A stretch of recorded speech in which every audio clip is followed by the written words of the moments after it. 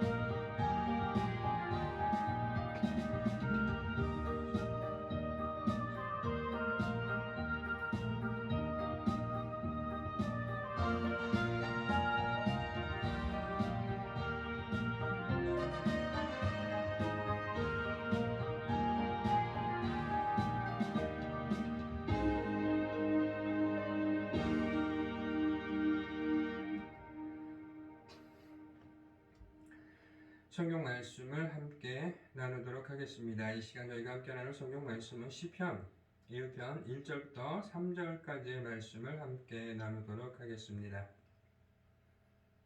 구약성경 시편 1절부터 3절까지의 말씀, 제 성경으로는 구약성경 804페이지에 나와 있습니다.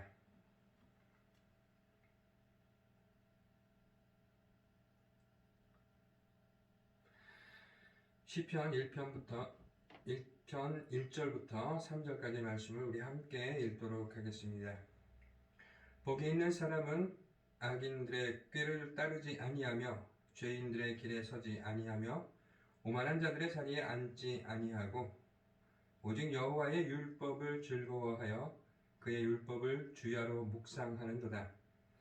그는 시냇가에 심은 나무가 철을 따라 열매를 맺으며 그 잎사귀가 마르지 아니함 같으니 그가 하는 모든 일이 다 형통하리로다.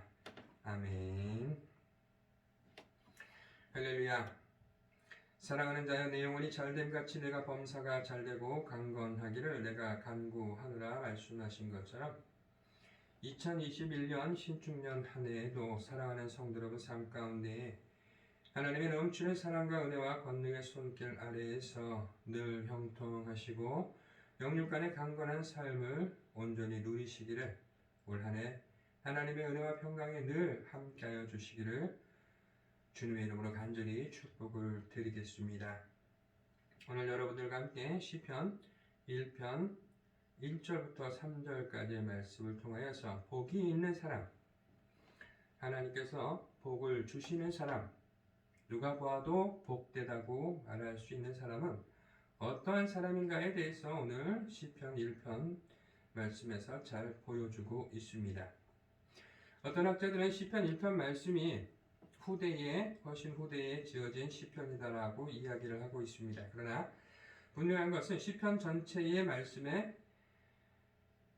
맥락이 이 1편 말씀에 잘 나타나 있기 때문에 가장 서두에 나와 있다라고 이야기를 하고 있습니다. 그만큼 시편 1편 말씀은 하나님께서 함께하는 자, 하나님의 은혜를 누리는 자, 하나님을 영원히 찬송할 수 있는 자가 어떤 사람인가를 잘 설명해주고 있을 뿐만 아니라 복이 있는 사람은 이라고 시작을 하여서 복을 받은 사람을 이야기하지만은 시편 1편 6절 말씀에 보면은 악인들의 길은 망하리로다 라고 말씀에 기록하면서 하나님의 복을 누리는 것과 하나님의 심판을 받는 것이 어떠한 것인가를 가장 간략하고 정확하게 설명해 주고 있는 것이 오늘 시편 1편 말씀인 것입니다.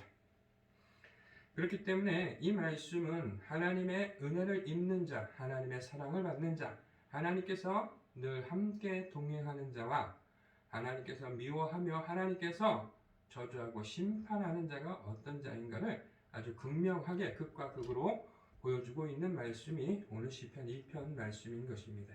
그 중에서도 가장 복의 근원이 되는 어찌하여 이 사람이 복이 있는가를 잘 설명해 주고 있는 것이 1절에서 3절까지의 말씀인 것입니다.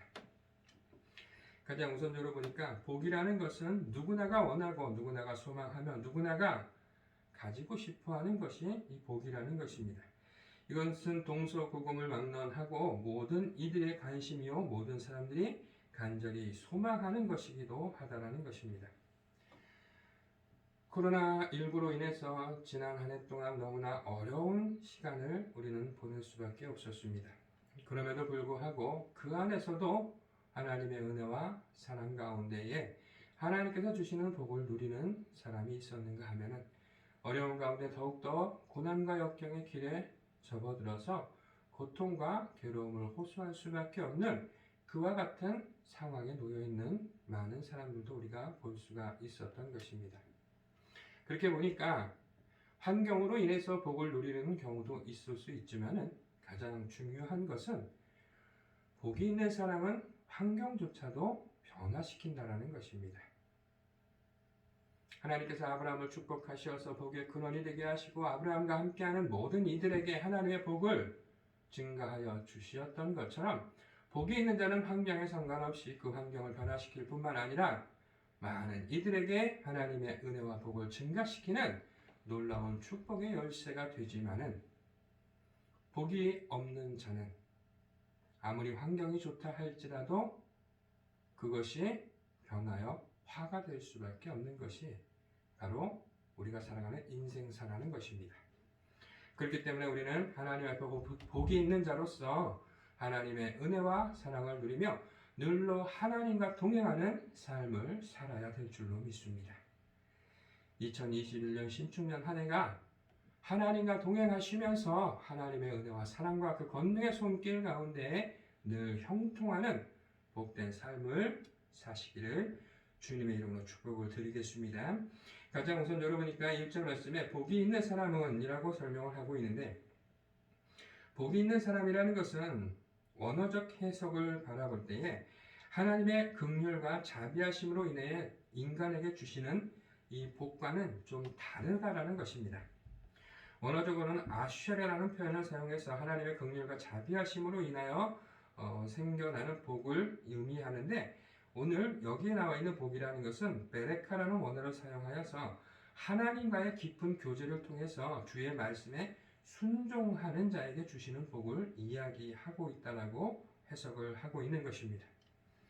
이 말은 단순히 하나님께서 우리를 사랑하셔서 주시는 많은 은혜와 복이 있지만은 그 복도 복이지만은 오늘 성경에서 말씀하고 있는 복은 바로 하나님과의 깊은 관계와 교제 속에서 하나님께서 주시는 말씀대로 하나님의 뜻에 순종하며 하나님과 함께 가고 있는 자에게 주시는 하나님의 놀라우신 복에 대해서 말씀하여 주고 있는 것입니다.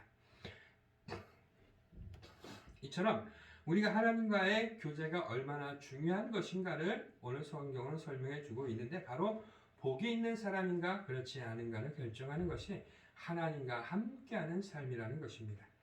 임마누엘이라고 말씀하시고 하나님 당신께서 종의 형체를 입고 이 땅에 오시면서 우리와 영원토록 함께하여 주시겠다 약속하신 하나님, 또한 예수 그리스도께서 승천하시면서 몇 날이 못되어 성령의 하나님께서 너희와 함께하시리라 약속하시고 성령의 하나님께서 늘로 우리 가운데 임재하여 주시며 하나님 당신의 뜻과 그 계획하신 가운데에 우리의 발걸음을 인도하여 주시며 하나님의 선한 사역을 이룰 수 있도록 역사하여 주시는 바로 그와 같은 것이 오늘 성경 말씀에 기록되어 있는 복이라는 것입니다. 그래서 보니까 하나님과의 교제가 왜 중요한가를 오늘 성경은 잘 설명해 주고 있는데, 바로 하나님과 동행하며 함께하는 것 자체가 우리에게는 놀라운 큰 은혜와 복임을 오늘 성경은 말씀해 주고 있는 것입니다.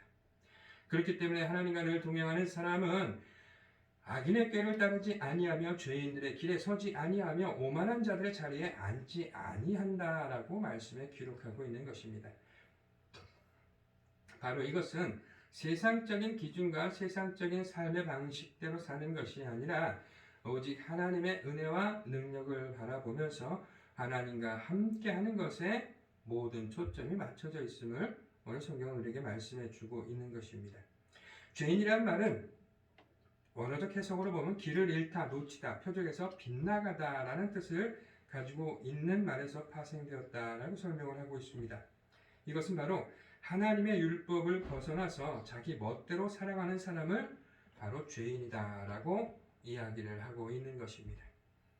그 말은 하나님의 원하시는 뜻 가운데 거하지 아니하고 자신의 욕망과 정욕에 따라서 자신이 유익한 일이라고 생각되면은 어떠한 수단과 방법을 가리지 않고 그것을 쟁취하려는 그와 같은 허탄한 것에 뜻을 둔 삶을 이야기하는 것입니다. 그렇기 때문에 하나님의 말씀을 경홀히 여기며 하나님의 뜻을 저버리며 하나님의 계획보다는 내 계획한 바 내가 얻을 수 있는 유익이 얼마나 큰가에 모든 것을 집중하는 삶을 이야기하고 있는 것입니다. 그러나 반대로 의인은 하나님의 뜻을 경외하며 하나님과 늘 동행하는 삶을 살고자 노력을 하며 하나님의 계획하신 가운데 하나님의 참된 도구가 되어 하나님의 역사를 이 땅 위에 이루어 가려는 지혜로운 삶을 사는 사람이 복된 자다라고 이야기하면서 서로 극과 극을 나타내주고 있는 것입니다.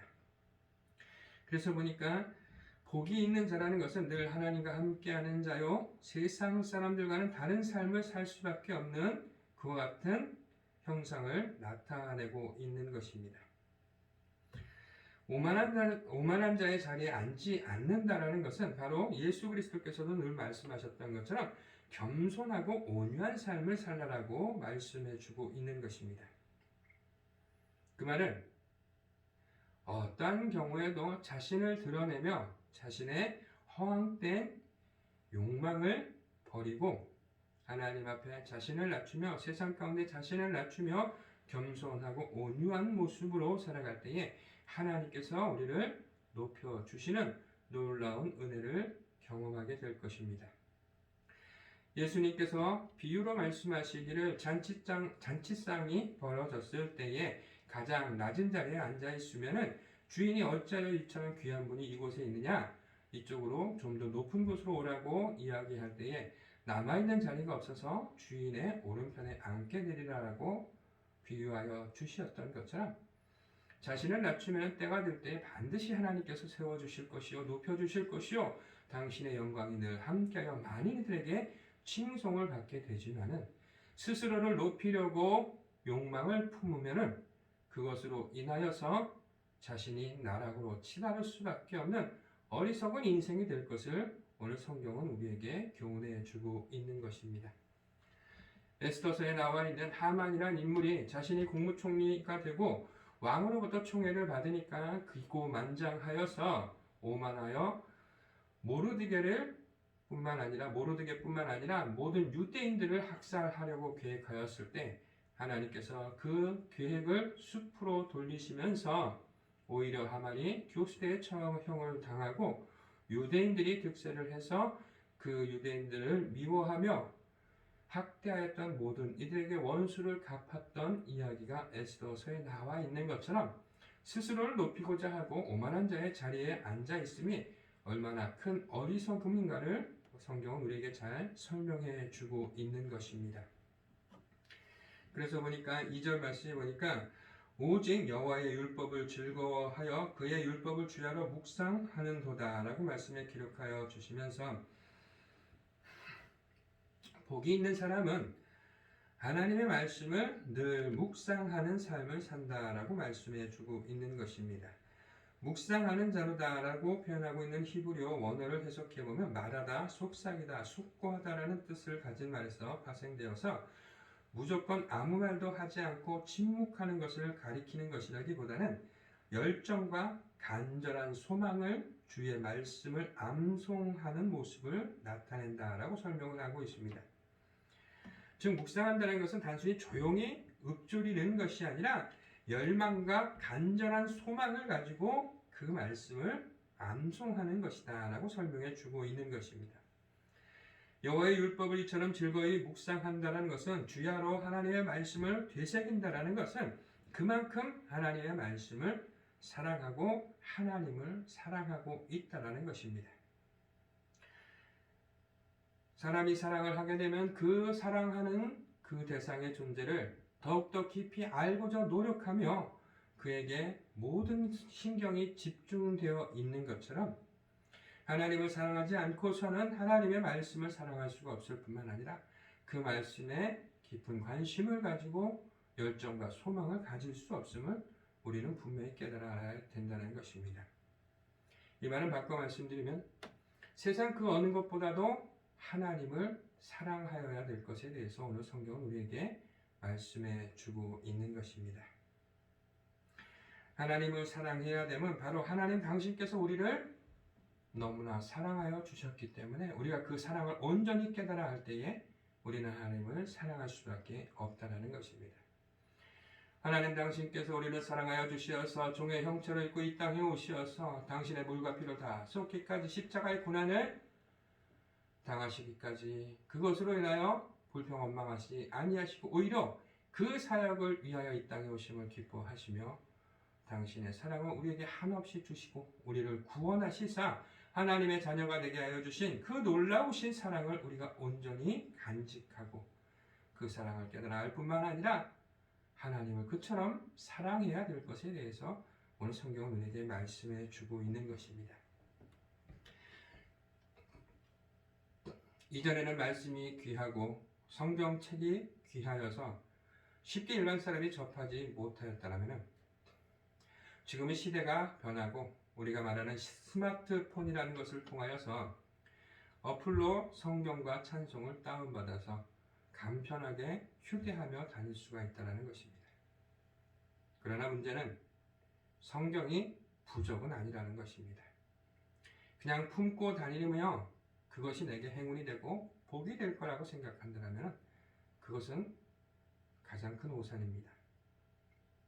오히려 이처럼 쉽게 접할 수 있는 말씀이 있음에도 그 말씀을 우리가 묵상하지 못한다는 것은 그만큼 우리가 하나님에 대한 사랑과 열정이 식었다라고 밖에 말할 수가 없는 것입니다. 우리가 하나님의 말씀을 기준으로 삼으며 하나님께서 원하시는 바를 분명히 깨달아 알며 하나님의 계획하신 가운데 동참하여 하나님의 참된 도구된 인생을 살아야 함에도 불구하고 우리가 말씀을 멀리함으로 인하여서 하나님의 뜻에 순종하는 삶이 아니라 세상 풍조에 휩쓸리는 인생으로 전락할 수밖에 없다는 것입니다. 이것은 참으로 애통하고 비통한 일이 아닐 수가 없는 것입니다. 그렇기 때문에 우리는 반드시 하나님의 말씀을 온전히 묵상하며 하나님께서 주시는 지혜를 통하여 하나님의 말씀을 깨닫고 그 말씀을 통하여 내 삶에 적용시킴으로 인하여서 하나님께서 우리의 삶에 역사하여 주시사 늘러 형통하고 강건한 삶을 온전히 누려야 될 줄로 믿습니다. 그래서 보니까 하나님의 말씀을 즐거워해야 할 줄로 믿습니다. 즐거워한다는 말은 어떤 것에 대한 큰 호의를 느낀다는 것이고 그만큼 하나님 말씀의 호의를 느끼면서 하나님 말씀을 듣는 것이 나의 기쁨이요 나의 즐거움이요 내 인생의 행복이 되어야 될 줄로 믿습니다. 또한 묵상하다라는 말은 속삭이다 숙고하다라는 뜻으로서 성경을 주의 깊게 읽고 깊이 생각하며 거기서 들려오는 주의 목소리에 귀를 기울여야 복된 사람이 될 것에 대해서 성경은 말씀해 주고 있는 것입니다. 즉 주야로 묵상한다는 것은 단순히 행위적인 것이 아니라 바로 주님의 말씀을 내 가슴 깊이 묵상하며 그 말씀의 뜻을 온전히 깨달아 알으며 하나님께서 우리에게 주시는 그 음성에 귀를 기울이는 삶을 살아야 될 것에 대해서 성경은 우리에게 권면해 주고 있는 것입니다. 내 뜻대로 내 의지대로 사는 인생이 아니라 하나님의 은혜로 살며 하나님의 역사하시는 권능의 손길에 은혜와 능력 가운데 온전히 의지하며 하나님과 늘 통행하는 삶을 살 수 있는 방법은 바로 하나님의 뜻을 아는 길이요 그 뜻은 말씀 가운데 우리에게 전해주실 뿐만 아니라 그것을 깨닫게 하여 주시는 하나님이심을 반드시 믿고 하나님의 말씀을 깊이 마음 중심 가운데 둘 수 있는 지혜로운 저와 여러분들이 되어야 되실 줄로 믿습니다. 그래서 3절 말씀에 보니까 그는 시냇가에 심은 나무가 철을 따라 열매를 맺으며 그 잎사귀가 마르지 아니함 같으니 그가 하는 모든 일이 다 형통하리로다 라고 말씀에 기록하고 있는 것입니다. 철을 따라 열매를 맺는다는 것은 가장 복된 일인 줄로 믿습니다. 또한 이것은 시냇가에 심겨져 있는 나무다라고 표현을 하고 있는 것처럼 물의 근원이 되어서 나무가 그 양분을 흡수하여 잎사귀가 푸르고 그 푸른 잎사귀를 통해 귀하고 좋은 열매를 맺을 수 있는 것처럼 바로 우리가 성령의 하나님의 근원이 되어서 성령의 하나님께서 주시는 그 양분을 먹으며 하나님 앞에 귀하고 복된 열매들을 맺는 복된 삶을 살아야 될 줄로 믿습니다. 즉 열매가 없다라는 것, 결실이 없다라는 것은 믿음을 가진 자로서 아무런 역사가 나타나지 않을 뿐만 아니라 오히려 그것은 믿음이 없음을 나타내는 것이다라는 무서운 저주가 함께하고 있다는 것입니다. 믿는 사람들은 늘로 성령의 하나님을 의지하며 성령의 하나님과 동행하며 성령의 하나님의 열매를 맺어야 되는 의무가 있음을 오늘 성경은 우리에게 말씀해 주고 있는 것입니다. 우리를 통하여 사랑과 희락과 화평과 온유와 절제와 자비와 양성과 충성의 열매들을 통하여서 내가 하나님의 사람임을 세상 가운데 인정받을 수 있어야만 우리는 참된 믿음의 사람이요 하나님께서 함께 하시는 자요, 하나님의 복을 누리는 자요, 우리의 삶이 형통하는 놀라운 축복을 누리게 될 것이라고 오늘 성경은 말씀해 주고 있는 것입니다. 반대로 우리를 통해서 열매를 맺지 못한다는 것은 바로 세상적인 것을 나타낼 뿐만 아니라 세상 정욕에 따라 사는 인생이 될 수밖에 없고, 세상 사람들이 말하는 허망한 것에 우리의 인생을 내어 맡기는 어리석은 인생으로 전락할 수밖에 없다라는 것입니다. 그렇기 때문에 나무가 물이 없으면 자랄 수가 없고 영양분을 섭취하여서 열매를 맺으며 잎사귀가 푸르지 아니하고 오히려 말라갈 수밖에 없는 것처럼, 우리가 성령의 하나님을 떠났을 때에 우리는 피폐해지고 오히려 믿지 않는 이보다 더 못한 꼴로 전락할 수밖에 없다라는 것입니다. 그러나 반대로 오늘 말씀에 기록되어 있는 것처럼 시냇가에 심기운 나무가 철을 따라 열매를 맺으며 그 잎사귀가 마르지 아니함 같다라고 말씀하고 있는 것처럼, 우리가 하나님의 말씀을 눌러 묵상하며 하나님의 뜻 가운데, 은혜 가운데, 능력 가운데 하나님과 동행하는 삶을 살아갈 때에 성령의 하나님께서 늘러 우리의 영양분이 되어주시고 우리의 능력이 되어주시고 우리의 삶의 지표가 되어주시어서 늘러 하나님께 영광과 찬양이 끊이지 않는 복된 결실들을 통하여서 하나님 앞에 온전하고 복된 인생을 누리게 될 줄로 믿습니다.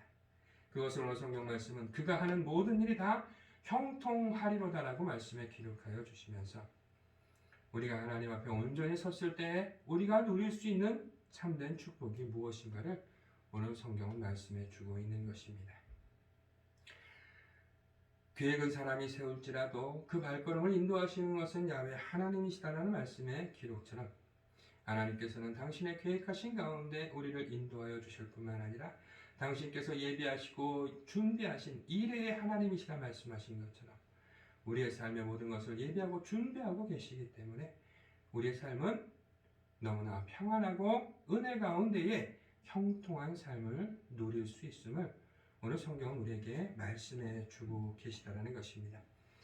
너희는 믿고 구하라, 그리하면 내가 행하리라 말씀하신 것처럼 우리의 가장 큰 무기는 믿음 안에서 주님의 이름으로 구할 때에 주께서 우리에게 모든 것을 허락해 주시리라 약속해 주셨기 때문인 줄로 믿습니다. 구하라 구할 것이요, 찾으라 찾을 것이요, 두드리라 두드리면 열리리라 말씀하신 것처럼 주님께서는 우리의 힘과 능력이 되어주시고 우리에게 필요한 모든 것을 예비하여 주시는 좋으신 하나님이신 줄로 믿습니다. 바로 이것이 오늘 성경 말씀에 기록되어 있는 것처럼 형통하는 인생인 줄로 믿습니다. 즉 형통하는 인생이라는 것은 바로 하나님께서 주시는 가장 큰 은혜와 복일 뿐만 아니라 이것은 바로 하늘의 신령한 복을 누리는 축복이라고 성경은 우리에게 말씀해 주고 있는 것입니다. 에베소서 1장 3절 말씀에 보니까 찬송하리로다 하나님 곧 우리 주 예수 그리스도의 아버지께서 그리스도 안에서 하늘에 속한 모든 신령한 복을 우리에게 주시었다라고 말씀에 기록하고 있는 것입니다. 신령한 복이라는 것은 헬라어 원어를 해석을 해보면 영적 축복을 의미하고 있는 것입니다. 땅에 있는 세속적인 것이 아니라 하나님 영광 가운데 하나님 권능으로 이루어진 하나님께서 우리에게 주시는 영적 축복인 줄로 믿습니다. 이것은 도둑맞거나 없어지는 것이 아니라 하나님께서 우리를 지키신과 마찬가지로 온전히 하늘 가운데에 보물로 남겨주신 유산인 것입니다. 누가복음 12장 33절 말씀에 보니까 너희 소유를 팔아 구제하여 낡아지지 아니하는 배낭을 만들라 곧 하늘에 둔 다함이 없는 보물이니 거기는 도둑도 가까이 하는 일이 없고 좀도 먹는 일이 없느니라 라고 말씀에 기록하여 주시면서 참으로 썩지도 아니하고 더러워지지도 아니하고 다함이 없는 놀라우신 하나님의 축복임을 성경은 우리에게 말씀해 주고 있는 것입니다. 즉 형통한다는 의미는 하나님께서 우리를 예비하여 주신 신령한 영적 축복이요 성령의 하나님께서 늘 동행하시며 우리와 함께 하시는 놀라우신 임마누엘의 축복인 줄로 믿습니다. 2021년 이 한 해 동안 오늘 말씀에 기록되어 있는 것처럼 가장 복이 있고 형통하는 사람, 하나님의 말씀을 늘 묵상하시며 하나님의 은혜와 사랑에 감사와 영광과 찬양을 끊이지 아니하시며 늘 깨어 기도하시어서 하나님과 영적 교류를 통하여서 우리의 삶의 모든 것이 형통하고 강건함을 잇는 놀라운 축복이 함께 하시기를 주님의 이름으로 축복을 드리겠습니다. 우리 함께 기도하겠습니다.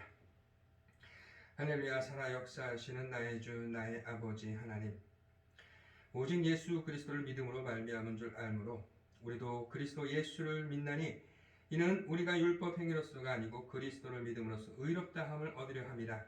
율법의 행위로서는 의롭다함을 얻을 육체가 없느니라 말씀하였습니다. 그러나 분명한 것은 우리에게 주신 하나님의 은혜와 사랑, 그 믿음 가운데에서 우리가 아브라함의 자손이 되었고 하나님의 자녀가 되었을 뿐만 아니라 말씀에 기록하신 것처럼 하나님과 동행하며 만사가 형통하고 영육 간의 강건함을 입는 복된 삶을 누리게 될 줄로 믿사오니 성령의 하나님 간절히 사모하고 모셔드리고 환영하오니 저희 마음 가운데 임재하여 주시어서 하나님을 더욱더 사랑하게 하여 주시옵시고 하나님의 계획하신가 뜻 가운데 온전히 순종하여 하나님께서 주시는 권능의 능력 가운데 만사 형통하며 강건함을 누릴 수 있도록 축복하여 주시옵소서. 지금은 우리 주 예수 그리스도의 은혜와 무한하신 아버지 하나님의 사랑과 보혜사 성령님의 내주교통 감동 감화하심이 하나님을 묵상하며 하나님의 은혜와 사랑을 간절히 소망하며 하나님의 뜻하신가 계획하신 가운데 권능의 손길에 의지하여 하나님의 역사를 이루는 복된 소망을 가지고 이 자리에 나와 있는 하나님의 사랑하는 귀한 사랑하는 성도님들과 그 가정과 사랑하는 백제병원 위에 지금부터 영원토록 함께 하시기를 간절히 축원드리옵나이다. 아멘.